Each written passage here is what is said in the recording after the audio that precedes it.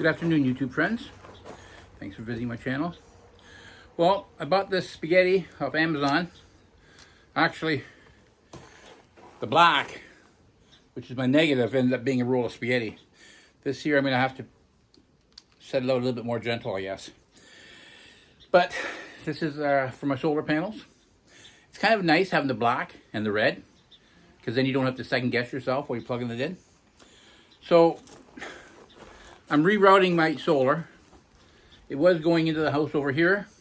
Now I'm going to take it in over there. So what I decided to do is the solar lines I'm using right now, they've got like 2 or 3 connections joining them together. I like to have a nice solid run. And that way I don't have to worry about moisture, don't have to worry about them coming apart, any of that stuff. So rather than just bury it, the other line is laying on top of the ground. It's been laying on the ground since last fall. Rather than just burying it, I'm putting it into some 2-inch conduit. And that way, if I ever need to pull it out, put a new line in, then it's so much easier if it's in conduit. So I'll be gluing this conduit all together. I'm burying it. I'm not burying it to China. I'm just going to put it under the ground about, I don't know, 3-4 inches, which is probably fine. So yeah, I'll hook this in, run her into the house, and then when I relocate my my inverter, then the lines will be ready to go. So let's go.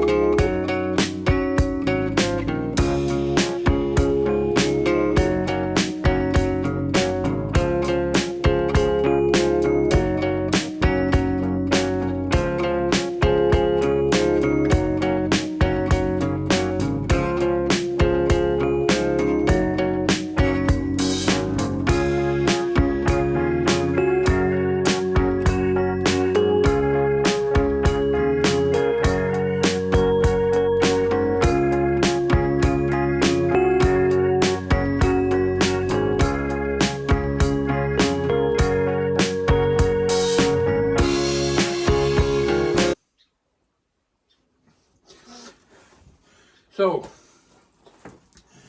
They say there's some primer you can put on this before you put the glue on. And I've never actually ever used the primer. I've never actually ever had a problem. So I'm not saying don't use primer. I'm just saying for me, I've never done it. So basically what I've done is I've dug a trench. And I'm going to drop this panel line for my panels in the trench. And I'm going to bury them. Now, under the deck, I'm not hardly down at all, which I don't really care. I've got the deck, the floor joist is pretty much done today. I've got them all pre-cut, ready to go in, but I can't put them in until I get this line in, because what happens is once I build the deck, I can't get underneath this thing because it's only off the ground just over a foot. So what the plan is get this line in here, cover it back up, get the line into the house. I got a hole dug there. I've got the hole blocked so my cat doesn't get out.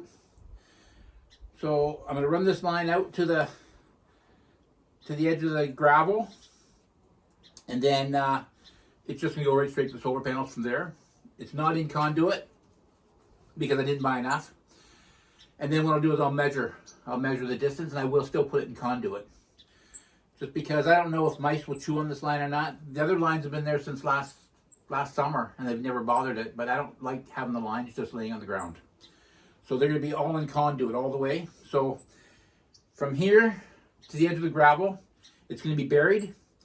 And then once it gets off the gravel, that's a bog. So what I'm going to do is I'm just going to just push it down into the ground. And then once I buy some more pieces, I probably need another 3 or 4 pieces. And then I'll just push it down onto the ground. I'll glue it and push it down onto the ground. And then I'll run it up the pole. And when I run it up the pole to the solar panels, when I get to the top, I'll put a bend on it. The reason I'm going to do that is because if I don't put a bend on it, the water's going to go into that and it's going to just sort of lay in this line. It's going to grab the flow of gravity and it's just going to come in the line. So the other end is going to be, like I say, it's going to go up and bend, and I'll probably shoot a jab of spray foam insulation or something in there, just so the bugs and animals don't get into it. So this whole line should stay dry. And then down the road, if I have a problem with the line, if one of the lines breaks or becomes defective, then I can just basically rip it out and then tie onto the second line, rip the second line out, and run 2 new lines right back through the conduit again. So if you're planning on burying your conduit, or if you're planning on burying your solar panel lines, put them in conduit first. You'll be so happy you did, because down the road, a week, a year, 10 years from now, you're going to run into a problem, and when you do, you're going to be glad it's buried in conduit, so you rip it out again. If it's not buried in conduit and it's just buried in the stones and the gravel, then you got to worry about punctures in your line, and you got to worry about breaks and all that sort of stuff. So yeah, that's the project I'm working on right now, and yeah, thanks for visiting my channel, and you can just watch for a while. You sit back, grab yourself a coffee, I'll do all the work.